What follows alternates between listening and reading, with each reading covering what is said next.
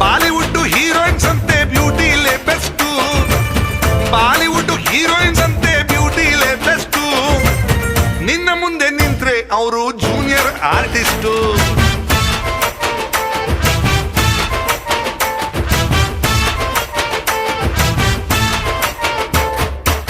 special ಆಗಿ order